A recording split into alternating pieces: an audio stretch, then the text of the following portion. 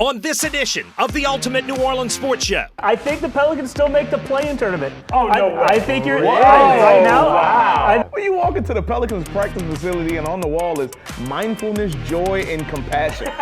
that sounds good for like baking a cake to have like mindfulness and joy, but like when it comes to playing a basketball game. Don't be surprised if the New Orleans Saints win 3 or 4 more games before the season is all said and done. Lane Kiffin was in Baton Rouge Monday, and it restored my faith in humanity. And here's why.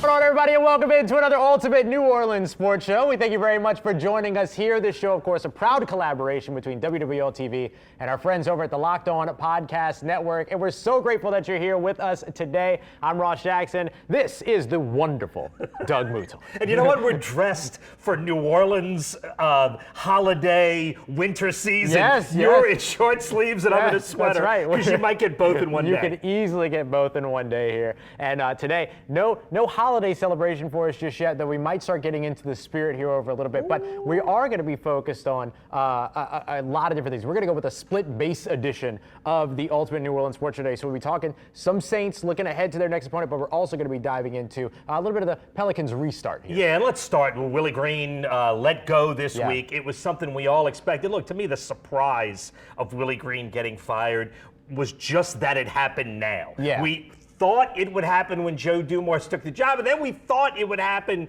a week ago when they came back from a road trip, and it happened on a Saturday. Yeah. But we knew it was coming. It came. Your reaction to it? Yeah, I think it's way too late. Not too late that they can't do anything with it, but that to me was the biggest surprise as well. Not the fact that they end up moving on from him, but that they didn't after an 0-6 start. Yeah. That 2 games at 2-6 was like, oh, okay, well then maybe I guess was enough to make them want to feel it out, and then 2-8 wasn't enough until they had to wait until 2-10. Yeah, right. And right. so look, and I know like there's a split operation going on over there. The Saints being on a bye week might have helped them out in terms of giving them the opportunity to really be able to evaluate everything that was going on. Maybe it was just kind of a timing and logistics thing, but I do think that was a decision that was a warranted decision and one that was probably warranted to happen a little bit sooner. The way I read it, just because of the timing, was that Joe Dumars probably has somebody already in mind for next year to come in. That he's already got somebody, and it didn't matter when he did it because he's going to make the change. They gave Willie a shot. It was a bad start.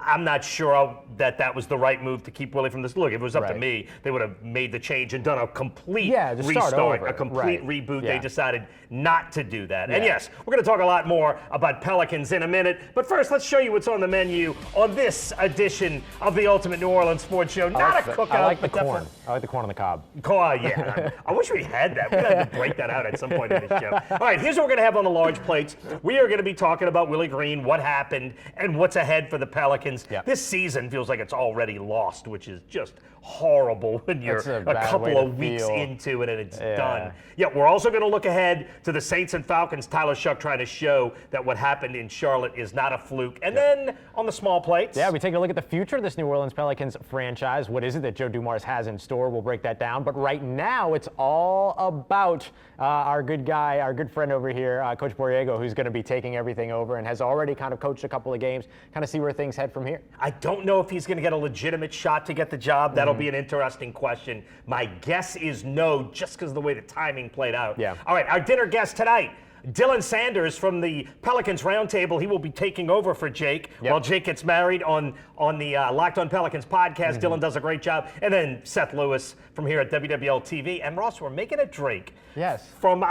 We got the cocktail syrup in. We're making something called a holiday cold front. I have no idea if that's what it's going to look like. That's a guess. That's my guess at what it'll look like. I have no idea. We've never made this drink. We're going to give it a shot. We'll show it to you. That's coming up in our last call. And look, let's talk a little bit about the Falcons because we knew the Saints were going to be bad. Right. The Falcons did not know that. They were not supposed to be. They were not supposed to be. They didn't think they were going to be. That's Michael Penix, who, of course, is now not playing. And that is Terry Fontenot, of course, the former Saint executive who now runs the show in Atlanta. And he is very much on the hot seat right now. Yeah. And why? There are a couple of issues. Well, there are several issues. These are two of the issues. One is Michael Penix. They invested the 8th overall pick in the draft on an injury-prone older quarterback. Sound familiar? Yep. Except the Saints the investment was the 40th pick in the draft. That is very different than number 8. This is number 8 right now. He's the 23rd rated passer in the NFL. And by the way, the Saints did theirs 2 years after signing the franchise quarterback. They did it the same offseason. Yeah, they did it with Kirk Cousins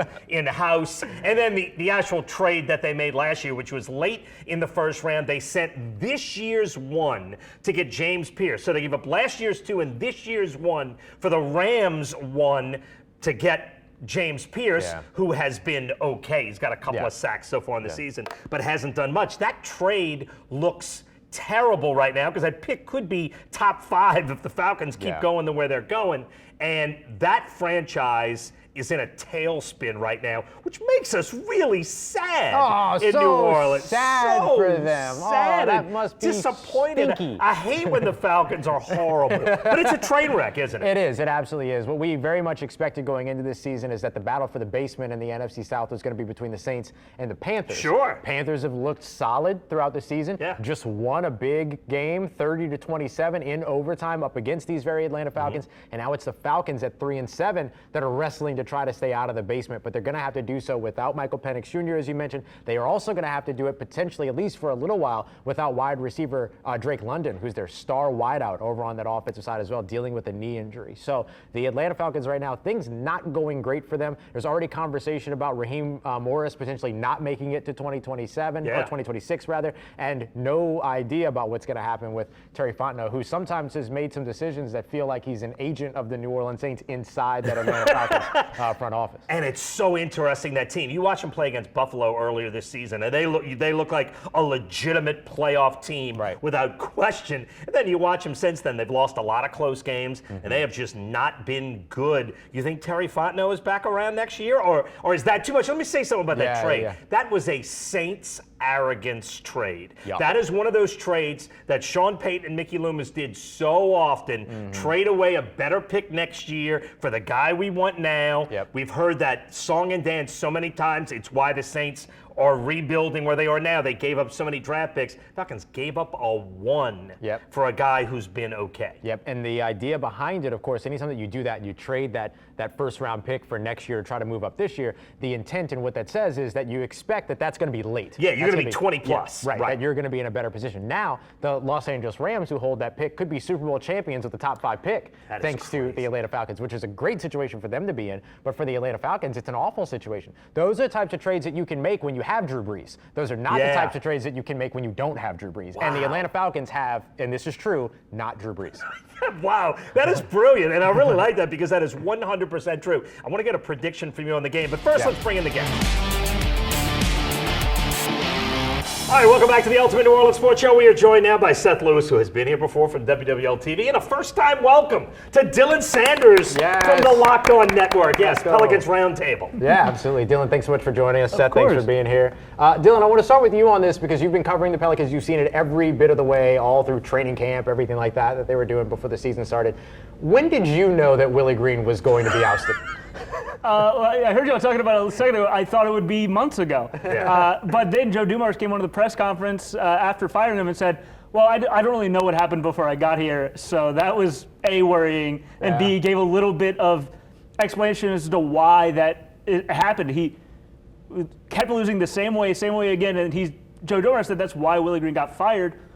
But if you look back, that's exactly why they were losing last year too. So the fact that he doesn't know or didn't see this coming should be is a little bit concerning. That is very alarming. Yeah, that is very, very alarming. Here's my question in all this, Seth. Okay, first of all, Willie Green had to get fired. It was inevitable.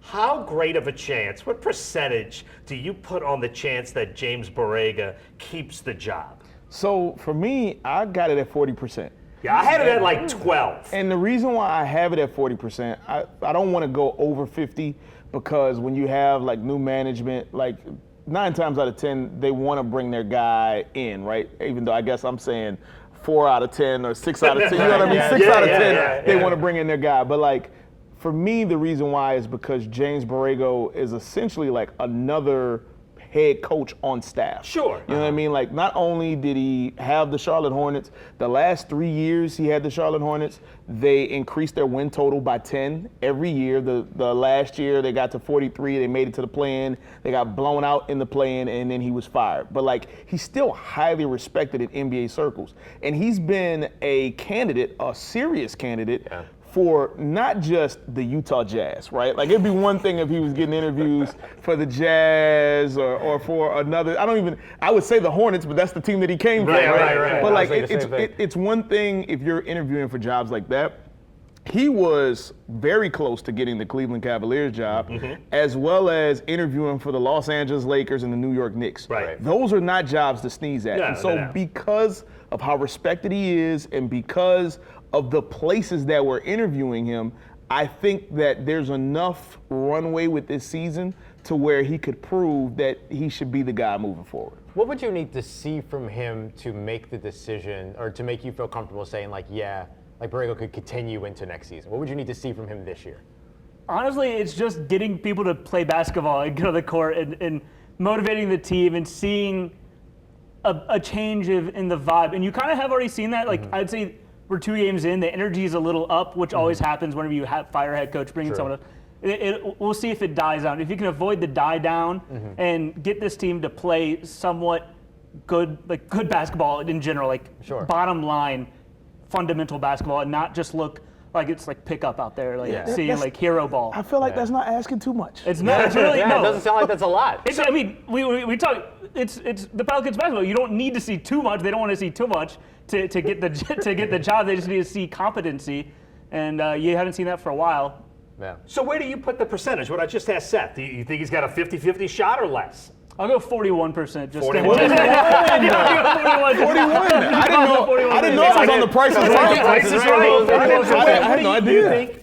Look, I put If you it say at 42%, 12 because that's 1/8. I was about to. I feel like he's got like a 1/8 chance. Like, I feel like Joe Dumars has a guy in mind, and Borrego's not his guy. Yeah.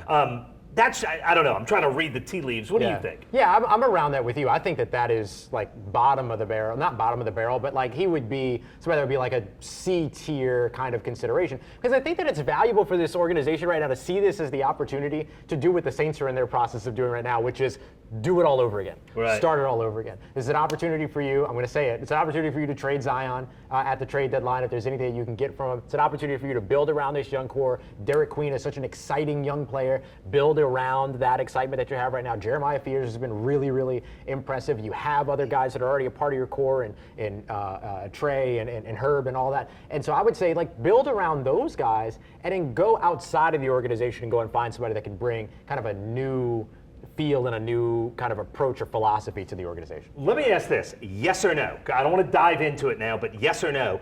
Will Zion be a member of the New Orleans Pelicans at the end of the season? Yes or no? No. Yes. Ooh. I'm saying yes. I'm saying no. Yeah. That's why we're sitting this way. Yeah. It's going to be a little war here in a second. Now, if you ask me, will he be a member of the Pelicans in 2026-27, my answer might be different. Right. But at the end of this season, I think he'll still be on the Pelicans. Yeah. Give me a why. Well, I think that right now his value isn't great. You know what I mean? And there's, You agree with it. Talk about bottom of the barrel. Right. And I think that you would want to at least give him a chance to, like, play a while with Borrego in his offensive system, for him to be able to bounce off of Derek Queen. It has been Borrego's offensive system, though, hasn't it? Yes and no, right? Like, we got a no here. No, like, but you understand it. He's the offensive coordinator, but like still the offensive coordinator answers to the head coach. Of course. You know what I mean? And like when James Borrego, his final season with the Hornets, they led the league in assists. This is nothing about the way that we watched the Pelicans offense over the last couple of years, especially when like a Brandon Ingram was on the team and sometimes he needed those isolation touches. Like nothing about that felt that way. So they had to craft it a little bit to like what you had in Brandon Ingram, what you had in CJ McCollum. And Zion Williamson, I have a feeling that as long as he's on the court, that I think this is a system that he could like very well because he's a pretty unselfish player. For as much as he attacks the basket and whatnot, he's very willing to kick it. And so that's the reason for me that I think they give that some time. build some value, and then maybe this summer decide, okay, we're done with the Zion Williamson time. I think you're already seeing the little bit of the offense being different with James Borrego. How so? If you're watching the games right now, it looks sloppy, and a lot of people think that's because this team doesn't have talent. This team has plenty of talent. They're completely changing around their offensive system per James Borrego. They're instituting a lot of different stuff, doing it in the middle of playing the best teams ever, and doing it in the middle of back-to-back, so they don't have practices. And it's them processing, trying to do a lot, trying to change a lot from what they did in the first 12 games to these past two. They're doing a lot of mistakes, a lot of turnovers, and it seems like they're thinking too much about it. Yeah. Well, that's fair. I think he's going to be a member of the New Orleans Pelicans at the end of the season because the organization's stubborn, and they're not going to want to move quick. Yeah, and that happens too. Although Joe Dumars is different, we don't know how stubborn he'll be. Look, let's do our boil water advisory now. Yes. Look, and I would say this about the Pelican season: it's almost all boil water. You know what I mean? Like right. It's all The advisory. water is boiling. It is boiling burling. all over the place. It's burling. So what else can be wrong with this team, Seth? How do we make a boil water advisory from the Pelicans? Well, I think for me, it's still Zion. You know what I mean? Like there's always, we've talked about it a lot. When he's on the court, they've won a good bit, at least in certain years. When he's not on the court, it's just impossible. And so for me, I think it's like that last chance. Like this literally is it. Like Zion has played under, this will be what, his fourth head coach if we include interims? Fourth or fifth head coach since he's been in New Orleans. And a lot of their jobs have not worked because of Zion, because of him not being available, because of them not being able to see the full bearing of what a team can be with him. It's different if he plays. And so now that you're on this interim coach with James Borrego, it's now or never.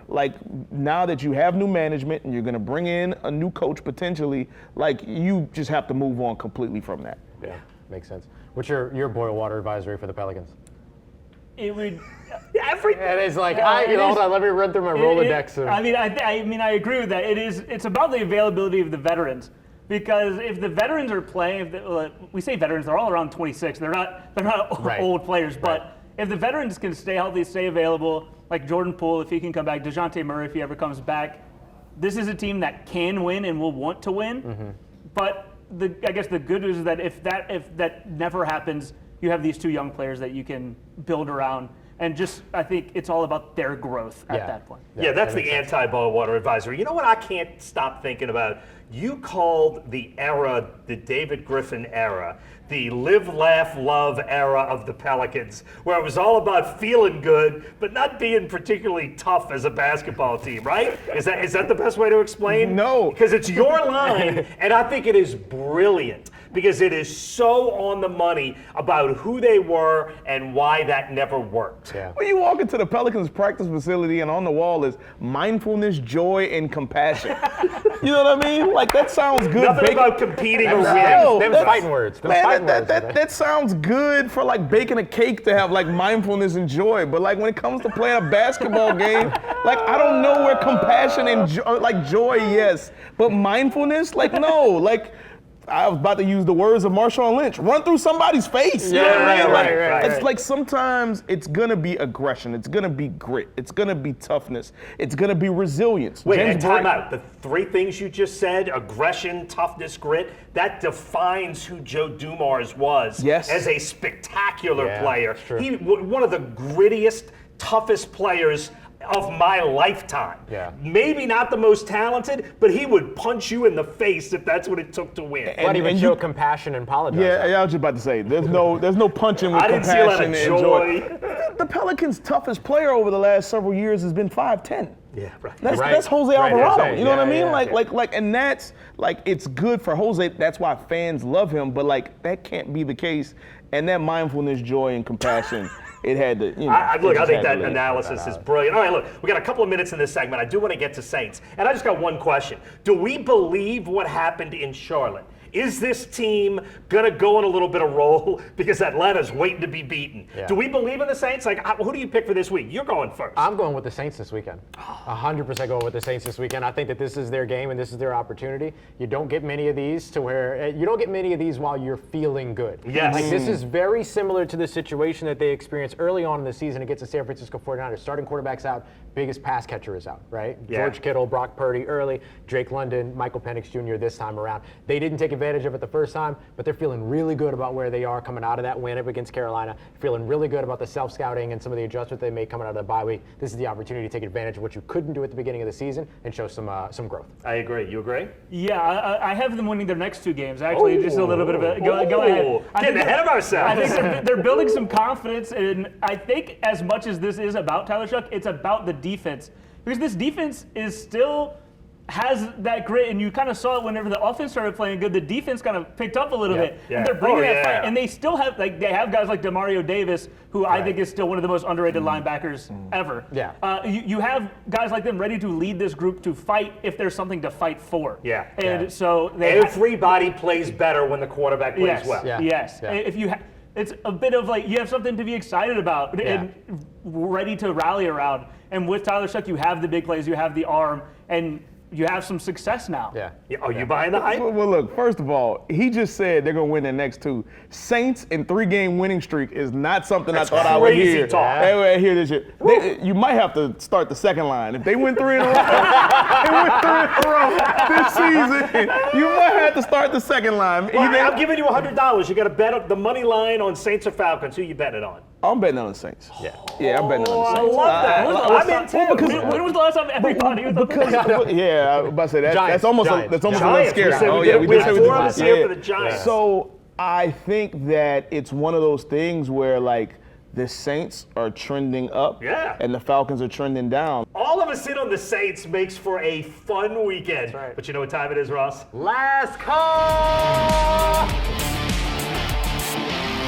All right, everybody, it is time for the last call where we give a think and have a drink. That's how we do this. So we're going to be wrapping this up. So, Doug, as we dive into this, let's take a look at what your drink's going to be. Oh, well, look, we've got a bottle of this Bayou Nights Shout out syrup. Bayou Nights. Yeah, this is their Christmas fireside syrup. And on the side of the bottle, they have a drink called the Holiday Cold Front. We don't know what it's going to taste like. We don't know what it is. It's a vodka drink, an ounce and a half of vodka with Cointreau, which is an orange liqueur. It's a triple sec, and then a cherry liqueur. We're using the Luxardo, and then a half an ounce of fresh lime juice and their syrup. Half an ounce of each of those. We're mixing them all up, shaking them all up, and pouring them in here. Nice and easy. And we're going with the cold front because we're trying to bring the weather here so that we can all be dressed like Doug in the sweater. All right, so for the last call here's how we do this. So while Doug's making these drinks, we're going to go through and kind of give an idea, one last kind of take on the day, and then continue to move forward here throughout the show. And I think we're going to have a pretty diverse group here in terms of all the different teams we're going to hit. So Dylan, why don't you start us off? All right, so I think it's the holiday spirit. As I was saying, we're feeling good. I think the Pelicans still make the play-in tournament. Oh, no way. I think you're Whoa. right now. Wow. I think you're seeing the worst that it's going to be. Like I mentioned, like we are seeing them learn this new team. They're without their best offensive talents, which is James Murray as an offensive star. Yep. I'm really interested to see what Zion and Queen look like. We didn't get to see a ton of that, but what we did see was good. And the top of the West is really, really good, but the bottom of the West is not. So right now, at the worst it is, they're 2-12, 3.5 games out of the play-in.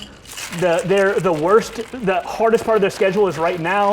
I think the best basketball is ahead of them. They turn it around once they get the roster healthy again. Excellent. I love it. I can't believe they're 3.5 games out of the play-in. That's wild. That's stunning. They feel like they're so far behind, or so much further far behind than that. We'll see. That's great. That's awesome. A little bit of holiday optimism. How about you follow us up, Seth? What are you thinking? Man, I'm still stuck on the fact that they 3.5 games out of the know, it's play-in. crazy. That's That's crazy. So mine is about Tulane. Tulane in the latest college football playoff poll, they're ranked 24th, but the best news is that the teams that are probably the closest in contention when it comes to the group of 5, James Madison, North Texas, both of them are not ranked. So that means right now, if the season ended, Tulane would host the American Championship and they would be the favorite to make the college football playoffs. And I think that's great news for John Summerall and his team, who is 8-2. He calls them average. I think they're a little bit above average. You know know what I mean? I think that they're a really talented team that sometimes they have some frustrating moments, but like the fact that they've made themselves 8-2, the fact that they've beat Duke, and they've got some other wins like at Memphis, which kept them alive as far as the American Championship. I think that they deserve to be in this spot, and now we'll see what the next 3 weeks hold. I love it. Oh, there we go. All right, well, let's do a quick cheers, and then Ross, you're up next. Yep. All right, cheers to whom? Cheers to the play-in. You go to the play. To James Borrega. James Borrega. There we go. All that. Good luck with all that. Thank you. We'll get a little sip here. Get it. Ooh, that's good. That is really. That's really good. I do like that a lot. Tastes like Christmas. Tastes like Christmas. It does taste like It tastes like Christmas. My goodness. All right, Ross, I'm you're gonna up. slow down on that before I give my last take. All right, so here's what I'm thinking here. I'm gonna continue with the role of optimism here, and I'm gonna say this: don't be surprised if the New Orleans Saints win 3 or 4 more games before the season is all said and done. I do think that this is a team that is heading in the right direction, and they have a awful schedule. Just an awful schedule of awful football teams. It's just true, right? The winning percentage combined for everyone that the Saints play for the rest of the season is 34.7%. Oh, wow. 34.7%. For those of you at home, that's low. That's bad. And so that is where the Saints are for me. That's where they're headed. That's who they're going to be going up against. They're feeling some optimism right now. I think there's a good chance that they end up that 5-win team that we expected them to be at the beginning of the season, where we're all going, oh, maybe we should have said 4.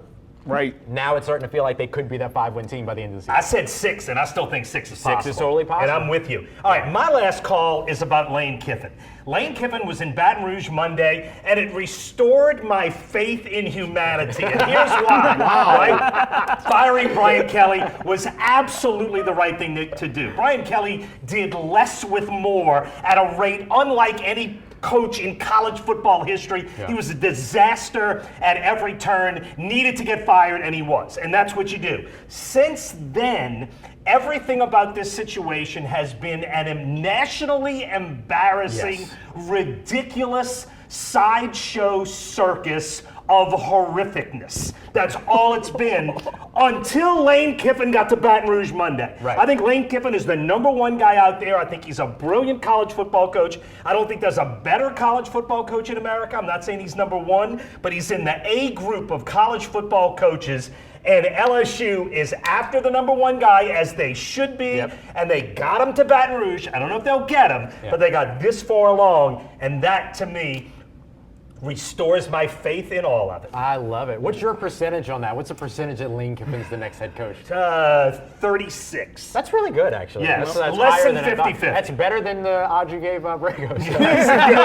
You know what's funny? Mine would be 15. I guess I'll go 16. I love it. Thank Do you like the drinks, Zach? Oh yeah. Oh, Oh yeah. Let it snow. I I was really trying to just think of some like holiday phrase, and I was like, nah, it's just too good. You know what I mean? no, that's legit. That's very good. Really good. I love that out of this tiny bottle. I love that. Yeah. All right, look. Thank you for watching. Thank you. We're gonna finish these drinks. We're gonna finish these drinks and keep talking. Thank you for watching this edition of the Ultimate New Orleans Sports Show. See you soon.